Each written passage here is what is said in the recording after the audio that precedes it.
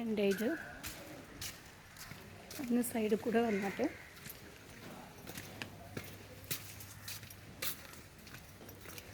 ഇതാ ഇവിടെ ഇത്രയും സ്പേസ് വരുന്നുണ്ട്. ഇൻ്റർലോക്ക് കഴിഞ്ഞിട്ട് ഇത്രയും സ്പേസാണ് വരുന്നത്. അതിൽ തൊട്ട ബാക്ക് എന്നുള്ളതാണ് ഇവിടെയാണ് ആ മുകളിൽ നിന്നുള്ള ബാത്റൂം, നേരത്തെ കാണിച്ച മുകളിൽ നിന്നുള്ള ബാത്റൂം ഇവിടെയാണ് വരുന്നത്. ഇതിൽ ഇത്ര ഏരിയ അവിടെ വരുന്നുണ്ട്. ഇത് നേരെ ഇങ്ങോട്ട് പോയാൽ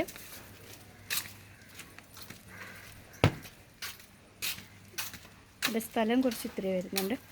ഇത് കോർണറാണ് വീടിൻ്റെ.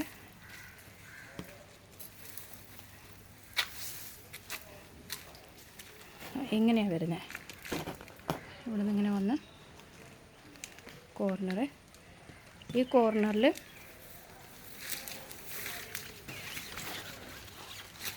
ഇവിടെയാണ് ഒരു ബാത്റൂം ഉള്ളത്. ഇവിടെയാണ് ഒരു ബാത്റൂം ഉള്ളത്.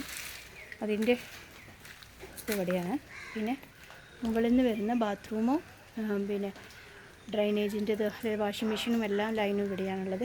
പിന്നെ ഇവിടെ ഒരു ബാത്റൂമുണ്ട്. ഇത് വർക്ക് ഏരിയയിലുള്ള ബാത്റൂം. ഇതാ ഇവിടെ ഒരു വർക്ക് ഏരിയയിലുള്ള ബാത്റൂമുണ്ട്.